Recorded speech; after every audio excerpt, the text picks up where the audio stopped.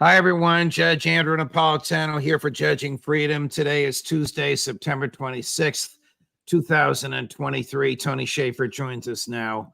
Colonel Shaffer, Tony, always a pleasure. Thank you for coming back to the show.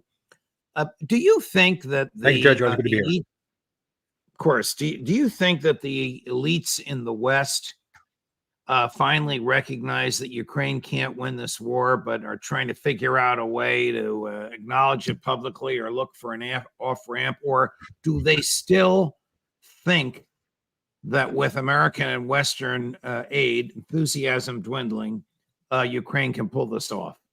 No, I think the same neocons who said we could win in Iraq without regard to consequences, who said we could win in Afghanistan without regard to consequences, are doing the same thing again.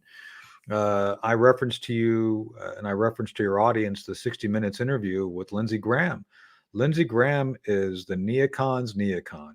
And, it's, if we just get a few more troops, we'll have victory. If we just do this, it's always just that next thing that's going to bring victory. It's not. And I think they have had influence over the control. They've had heavy influence over the mechanisms of governance, and Biden's one of them. So they've continued to foster this narrative that Ukraine's winning. They're not. That just one more weapon system will be that which actually seals the victory. It won't. And that the Russians are nearly defeated. As a matter of fact, it's funny that I think it was Graham or Hodges, one of the two, the former general, said that, the Russian military capability has been split and has basically been halved. It's like, it's not remotely. As a matter of fact, it's been strengthened. And again, I want people to go out and watch that thing, because I think this is their public, that to be complimentary. And it was this is their public face. Yeah. You and I know the way we think, and we actually know a good number of them personally from when we both were at Fox. What do they inwardly think? Do they inwardly recognize, hey guys, this is over and we need an off ramp? No, it's the John McCain syndrome. I'm going to fake it till I make it or I die, pretty much. And I think that's the way they look at this. They do not believe they can be right. This is a form of narcissism, as far as I'm concerned, that they are incapable of accepting the reality which they face, and otherwise will continue to project an alternate perspective that is based on emotion, not on reality. I don't believe that they've internalized it. And Judge, they would sooner see us go to war over their lie than accept the truth. And wow. That's profound. That's profound, Tony. And I appreciate you being that. Let's see it. Do they know the bad, the lousy, the horrible week that Zelensky had here last week, starting with the Poles thumbing their nose at him while he was in the UN? I know. And going to Kevin McCarthy, refusing to let him address a joint session of Congress, and Joe Biden refusing to do a joint presser with him, and the Canadian Parliament recognizing and applauding a Nazi. Does he know how horrible his week was? Everybody on the pro-Ukraine, they're going to win no matter what side, will use every excuse to explain away why it was that it wasn't successful. They're going to explain, Biden wasn't able, he butchers everything, that would be a bad optic. McCarthy's just being influenced by the extreme elements of the Republican Party. There's going to be excuses galore on why he didn't succeed. And then it's hard to explain away the polls basically comparing Zelensky to a drowning man. At the very time he's here, it's like where lifeguards are afraid to save him because with his adrenaline he'll pull the lifeguards down. I mean, how gloomy an analogy can you possibly come up with? I looked at that as like, holy cow! I don't know how you come back from that, but it doesn't matter, Judge. They don't care. Literally, I mean, you're going to see the same narrative. We're going to see. We're coming up here on the 4th of October. It'll be 4 months. I challenge your rational listeners and followers to go look at the BBC maps. Look at the BBC map on the 4th of June and look at the BBC map on the 4th of October. And you tell me how much has happened within that context. And are we, quote unquote, on the verge of seeing Ukraine win? Just saying. So a top Ukrainian general told CNN that he cannot conduct operations with groups of Ukrainian soldiers larger than 12 to 15. I think it's How can they possibly take on the Russian army if they can't move in units larger than 12 to 15 troops? And what are they doing? Going into the gray zone just to take pictures for Zelensky to show on Kyiv television? pretty much. So I again refer back to the 60 Minutes article. 60 Minutes actually had a reporter out who was in what we call defilade in the hidden positions with the Ukrainian army. And the Ukrainian army, she actually asked him, "Oh, do you have to hide like this to hide from the Russian drones?" He says, "Yeah, we do." That's true. So you're not going to muster sufficient combat power to punch through 3 layers of intense and reinforced obstacles, Judge, by 10 to 12 to 13. They might get up to 25 member military units being able to strike at a time. You need literally, and this is one of those rare times I agree with H.R. McMaster, you need to have 300 Abrams focused with adequate armored personnel carriers prepared to punch through the line, and as you go through, accept 40 to 50% casualties and have reserves available to continue to punch through to have any potential chance of victory. And we're talking about probably 3,000 men on a single From breach. the Ukrainian perspective, Tony, Yeah. what would be the reason for just 12 to 15 people? Even to a Because they layperson like I am, it seems absurd. It's a paltry number. Because they can't muster, because they can't assemble in a cohesive way combat power beyond that without getting it wiped out. Remember, the Russians have improved, Judge, their ability to use artillery an order of magnitude since the beginning of the war. Instead of having to use, I think, 30,000 a day, they've been able to bring that down to about 10,000. The reason they brought it down because they're very accurate, because they have learned how to use drones way more effectively than the Ukrainians. The Ukrainians started out with an edge; they've lost the edge. The Russians now have it. So yeah, the moment you start moving on the battlefield, especially during daylight hours, they're going to spot you, and you're going to have a bunch of 155 artillery coming down on your head within minutes. That's why they can't muster more than what they're doing. Wow. It's a bleak situation. Are the F-16s or Abrams tanks going to accomplish anything for Ukraine, or are they too little, too late?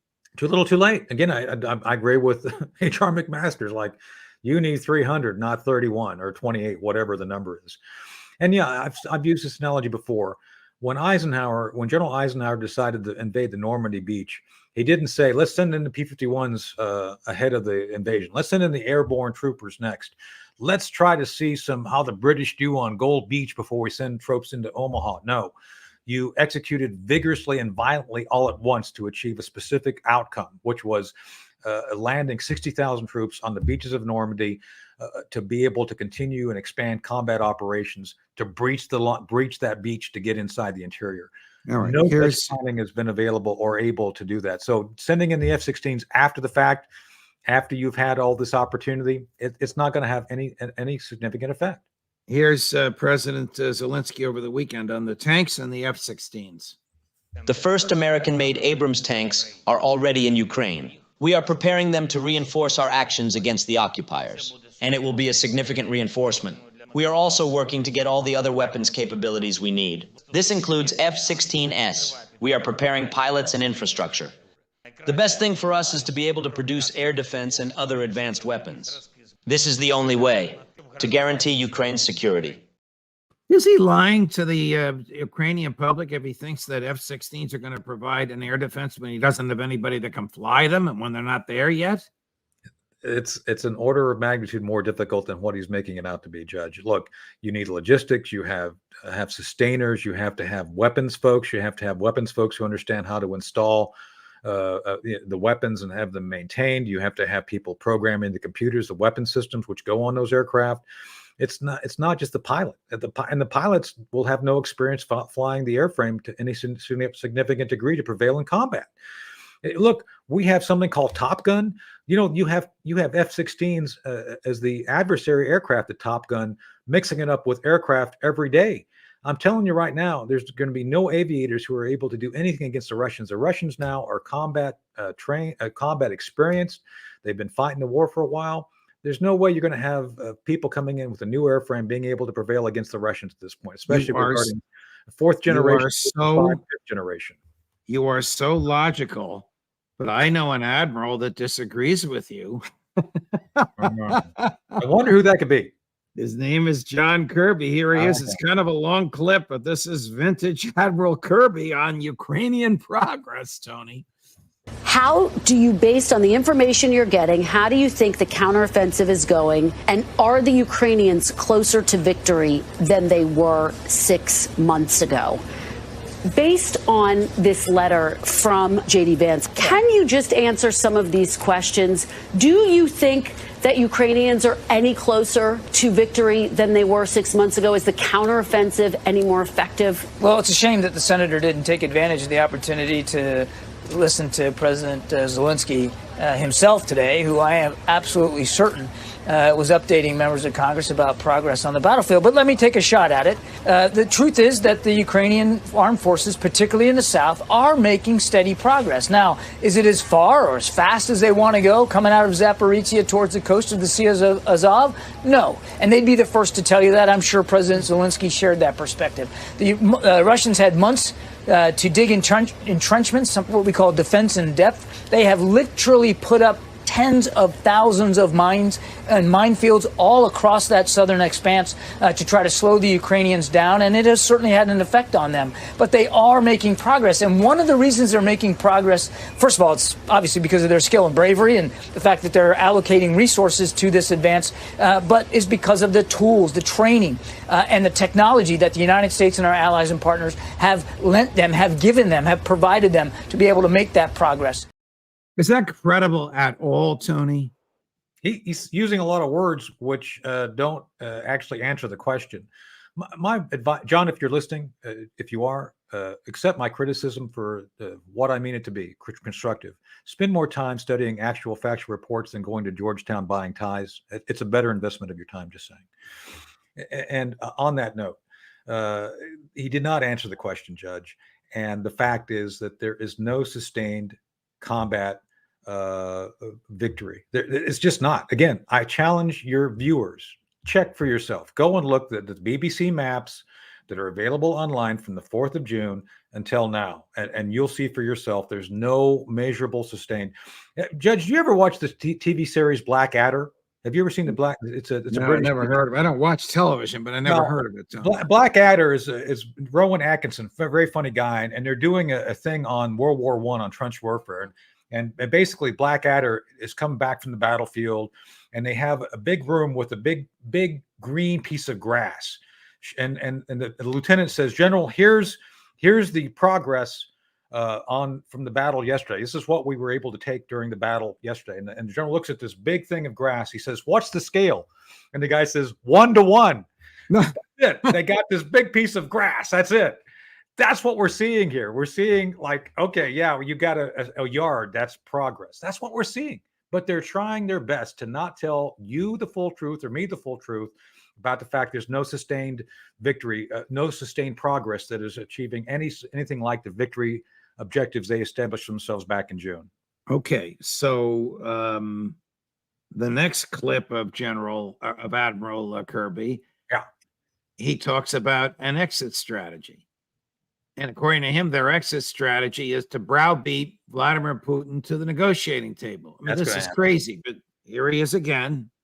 What's the strategy? What's the exit plan here for the U.S.? Well, again, I'm not exactly clear what the senator's referring to. Normally, when you talk about exit strategy, you're talking about getting American troops out of a war zone, that kind of thing. It's important to remember that we don't have American troops in Ukraine. We want to help them succeed on the battlefield so that if and when President Zelensky, and only President Zelensky can determine when it's time to sit down with President Putin, that he can sit down and have a diplomatic dialogue with the wind at his back and with some strength.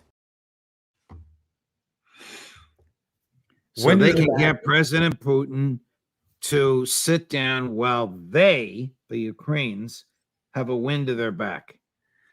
This is so misleading. I understand what PR people do. You understand what PR people do, but I they know can only John. go- He's a master at it. John's I a know, but master. they can only go so far before they have zero credibility whatsoever. Well, Baghdad Bob did a pretty good job in Baghdad, and I think John is following that tradition because, yeah, to that point, there's no indications that anything like any favorable win is at the back of Zelensky to force Russia to the table. I think between you and me, I think the Russians and Ukrainians need to go to the negotiating table, but the Russians are going to be forced to do it. There's no advantage that's been built by the Ukrainian military action over the past 4 months that would indicate or encourage Putin to do that based on being leveraged to do it. If the Russians do it, they will do it because they want to, not because they're being forced to. And right now, you've got about 2 weeks of combat left before the rainy season hits and everything gets bogged down. So you've got until I think the first week of October, maybe the second week of October before things hit. And then after that, Judge, you're going to have essentially a weather-caused pause in combat. That is to say that once the rain hits, it's going to be bogged down. You're going to have a pause that's forced on the battlefield, probably from mid-October to December, January, till the hard freeze. During that time would be a perfect time for them to actually just sit down and be adults and enter a negotiation. Unfortunately, I think you're going to see John Kirby saying this has got to be dragged into December and this, that, and the other. I don't think it's going to have any. There's no way that the Russians will be forced. If they do it, they'll do it because they decide there's advantage to be had of having a negotiated discussion on this. Do you think a time will soon come when Putin will conclude to himself with the advice of his senior people, enough's enough, let's just get this over with in 2 or 3 weeks? So that's always, I think they're going to have that option. So at this point, I see the Russians continuing to build combat power, effectively building it at the core level. As you point out, Judge, the combat power by Ukraine is actually focused at the squad level, versus core level combat power. Almost a joke, even for a lay person like me. Right. It's almost a joke. So you have effective core level units being put together and being prepared for the offensive. Putin will have the option for an offensive. If he takes it, I think he's going to bifurcate. He's going to split Ukraine. He's going to go to the Dnieper. I don't think he wants the whole thing. I think he's going to have enough to basically take the oil and gas resources and then split the nation in half and let there be a rump Ukraine that cannot be used by NATO or the EU for purposes of troubling the Russians. I think that's what he has the option to do. And that's what I think he may well do starting in January if there's no other negotiated option available to him at that point in time. I've got Chris here is a little bit of a camera hog. He wants to nibble on my fingers. That's good. Well, Bug, my cat is up somewhere else, but he'd be here too, hamming it up. Chris, be a good boy. I want you to take a look at what happened in the Canadian Parliament, and I want your comments. Sure.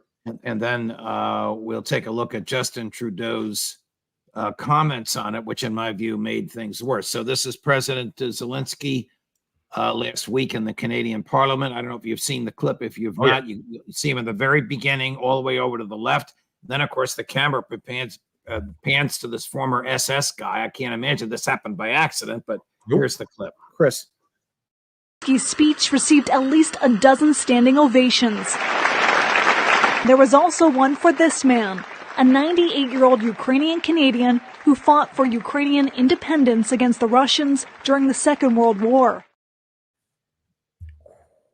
Wow. On Yom Kippur, the most sacred solemn day in the Jewish calendar, the Canadian Parliament, one of the Five Eyes, you know what that means, in terms of intelligence sharing, decides to do that. Yeah. I don't think this was random. I mean, this member, he was part of I want to make sure I get this right because I don't want to be called out on it later. Basically, he was a member of the 14th Waffen Grenadier Division of the SS, the Waffen SS. Let me be very clear on what this is for those who don't necessarily study history.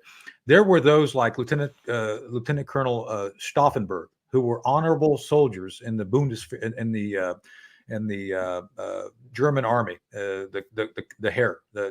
I don't speak German, but he was in the German army.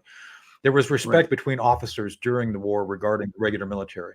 The Waffen SS was created out of the Nazi Party, out of those elements of the protection squad, the SA that protected Hitler and the senior Nazi leaders.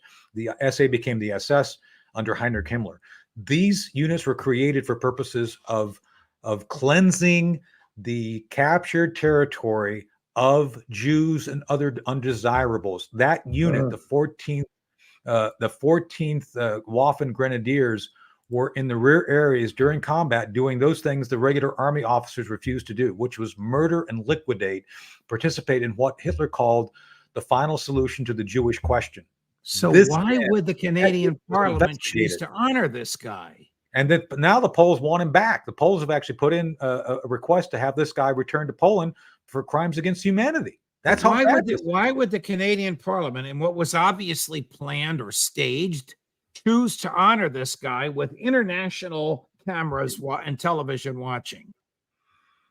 Well, I can tell you that my belief is they knew exactly what they were doing. I don't think they understood the backlash that would come from this, because again, this is, you don't make this level of mistake. And the lady who runs Parliament there actually said that quote unquote everybody was vetted before this happened. It's like, oh, okay. So they knew exactly who he was. The only thing that made it worse, it's Justin Trudeau, who blamed it on the Russians. Here he is. Right. Obviously, it's extremely upsetting that this happened. The speaker has acknowledged his mistake and has apologized. But this is something that is deeply embarrassing to the Parliament of Canada and, by extension, to all Canadians. I think particularly of Jewish MPs and all members of the Jewish community across the country who are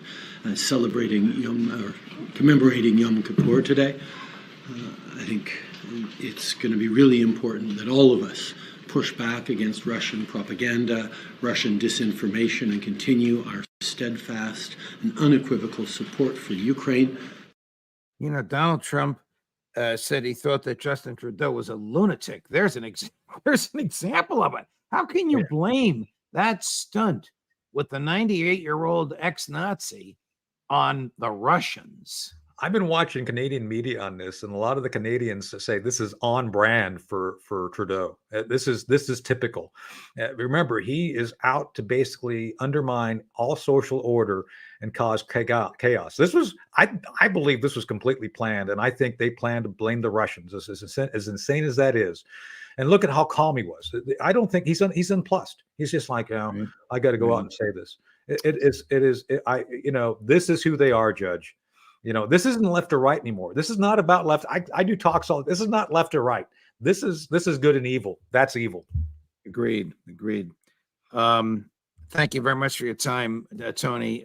Folks are asking about Chris, and a lot of people have guessed, is he Beagle? He's Beagle and German Shepherd. I love beagles. We used to have a beagle. We have a beagle around somewhere. Yeah, he's a wonderful dog and is great around the house. But like somebody else around here, he likes to be in front of the camera. Thank you, Tony. Please come back again soon. Yes, sir. It's great to have you. All the best. Thank you, sir. All right, my friends, there you have it. One more for today. The great Professor John Mearsheimer, 5 o'clock Eastern on Judging Freedom.